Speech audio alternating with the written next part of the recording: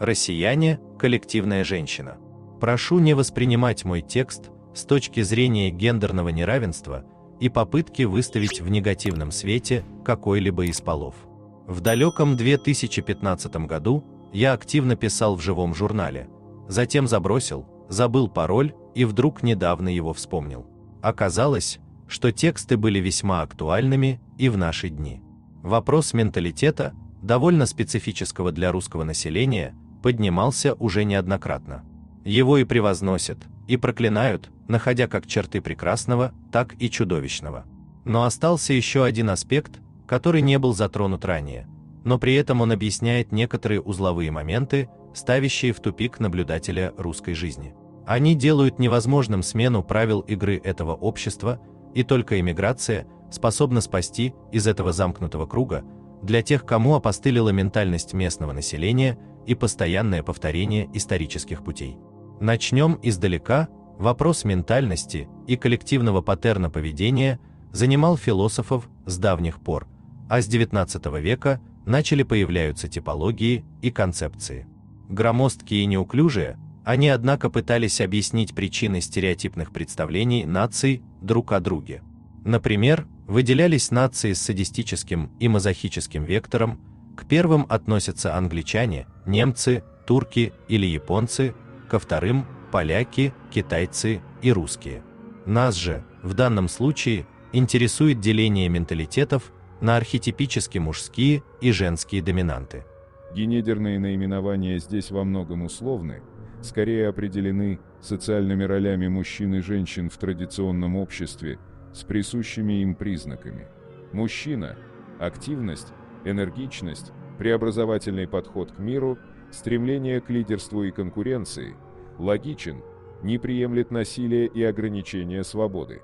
Женщина – пассивна, созерцательна, готова и рада подчиниться тому, кто явно сильнее, нелогична, способна терпеть насилие и ограничения своих прав. Русские и комплементарные им, часто смешанные с ними народы России, демонстрируют явную женскую модель.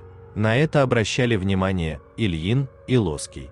Собственно, всегда образ России в коллективном «женский», русская девочка в кокошнике красуется на логотипах международных мероприятий, она же уже в реальности развлекает их в ансамбле «Березка», а нередко как эскортница в Дубае или стереотипная Наташа из анекдотов во всем мире, русская женщина конкретизирована как бренд. Есть типичная внешность, костюм, поведение и ситуации, русский же мужчина безлик и размыт.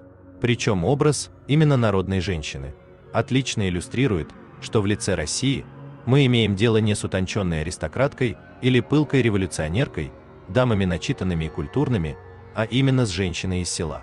Вечно бабья, в русской душе замечена Розановым и прекрасно объясняет большинство качеств нашего менталитета. Дремучий консерватизм и косность, суеверие и неистребимая вера в иррациональное.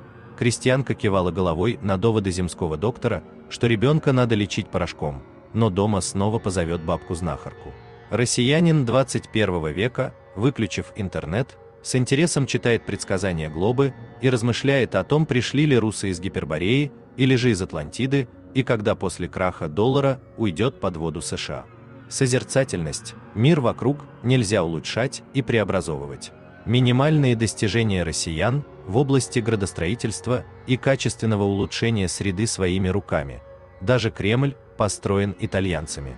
Особенно в деревнях, столетиями живущих без дорог, и даже мосток через ручей построить как будто некому. Горький отлично выразил такую модель описанием крестьянина, который целыми днями стоял в дверном проеме своей избы и глядел на дорогу. Его мало интересовало покосившееся жилье, нищета жизни и полуголодное существование. Он смотрел вдаль, где, может быть, шли какие-то события. Фатализм, судьба переопределена и не зависит от человека. Россиянин не поедет за лучшей долей. Он скорее сопьется и уйдет во внутренний протест, изначально считая, что все это невозможно изменить, и вместо доли он вытянул недолюшку. Этого не изменить. Горюны мы, печальники, говорили профессиональные нищие, и им охотно подавали, соглашаясь с тем, что их усилия бессмысленны, если выпала такая судьба. Подчиненность, воспитанная в традиционном обществе, женщина не выбирала себе мужа и приучалась терпеть того, кто достался, даже если он откровенный подлец и садист. В массе россияне также крайне покорны своим лидерам, не воспринимая себя как источник их власти, скорее как коллективно выданный в замуж и готовые страдать и смиряться, если этот лидер агрессивен и жесток. Более того, средневековое сознание воспринимает агрессора как более желательного партнера, способного отстоять жену от посягательств других и потому более желанного. Коллективно, россияне также ждут именно тирана и агрессора, который будет делать жесты власти и периодически карать.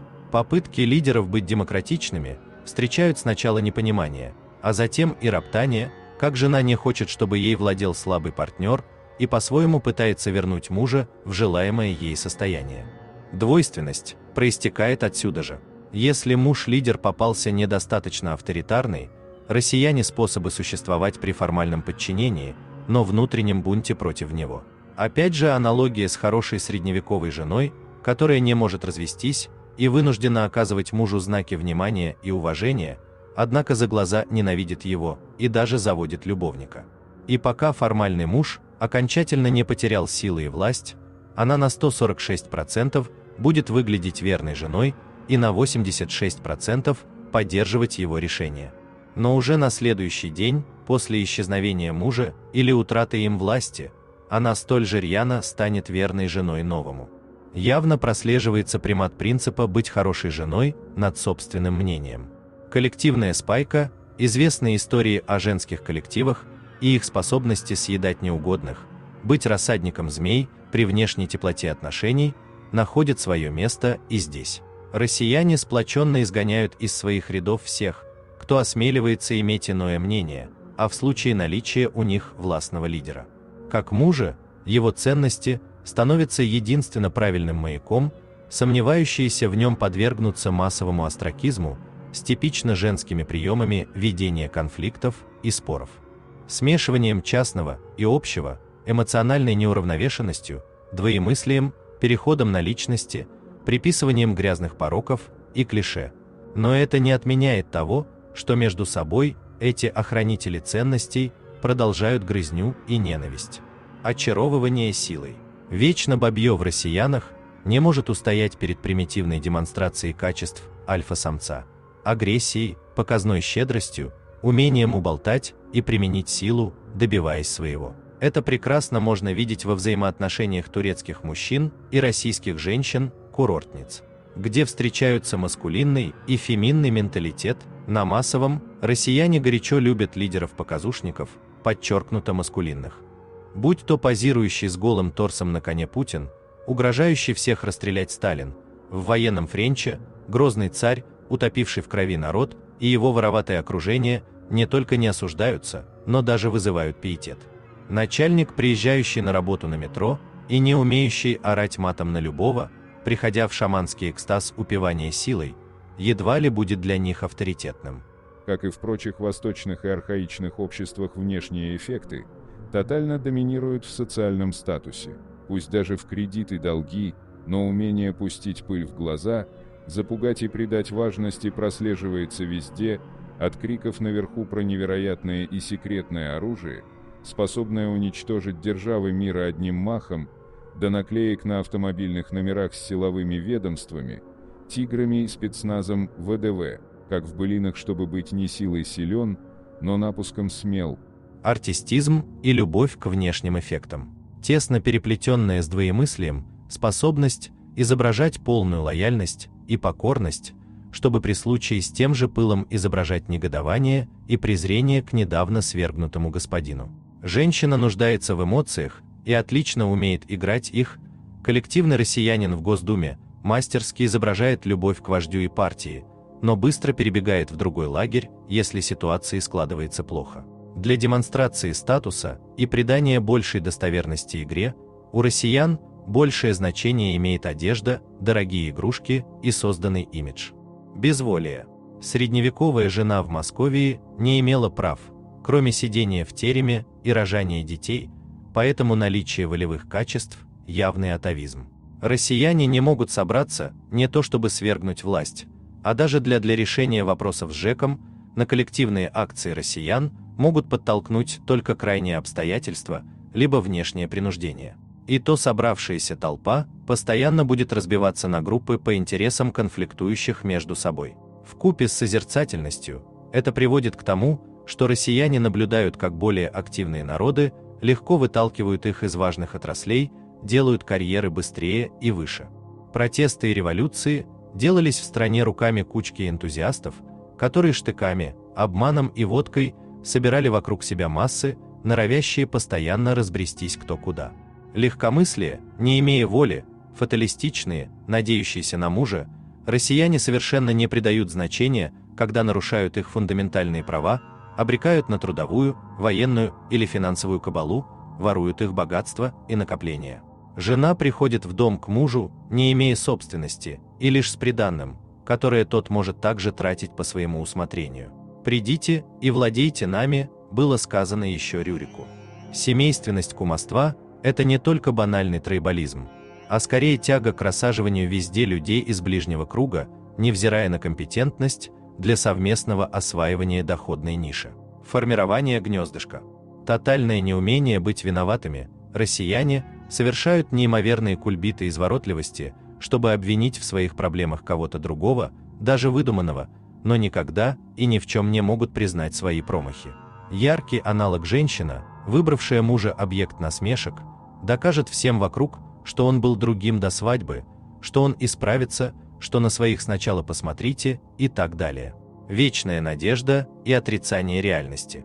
Таким образом, мы имеем целый комплекс женских, или даже грубее выражаясь бабьих качеств, в россиянах, которые определяют специфику управления ими. Маскулинный лидер, периодически устраивающий показательные порки населению, но с гримасой отца родного. Лишение населения большинства прав и свобод. Возможность всегда получать поддержку населения, не заботясь о качестве своей работы, лишь следя за наиболее слабо умеющими двоемыслить и периодически их устраняя. Демонстрация лидера как альфа-мужа, жесты силы, показная щедрость, поиск и победоносная борьба с врагом, путь даже выдуманным. Постоянное управление и направление населения в необходимое русло, сами они его не выберут и будут недовольны отсутствием принуждения, как внимание мужа. Едва ли это хорошие признаки для человека, желающего жить в современном, а не традиционном обществе с большим количеством свобод. Вечно бабье в россиянах не позволит прийти к власти человеку иного склада и править мягкими методами. Ведомости фатализм останется с нами надолго, и упавшую власть от одного альфа-лидера тут же подхватит другой, а иного коллективная жена не потерпит рядом. Эта же система воспроизводит в массовом порядке феминизированных мужчин, наделенных как маскулинными качествами, так и женским менталитетом. Отчего россиянки страдают, не находя в них часто того альфу, желание встретить которого возвращенно в них ментально и гендерно. И этот момент также становится искрой для ментального конфликта с народами, где менталитет имеет более яркие маскулинные черты, прежде всего Кавказ, в меньшей степени Средняя Азия, Якутия, Башкирия и Татарстан. Пишите, что думаете по этому поводу, ставьте лайк и подписывайтесь на канал.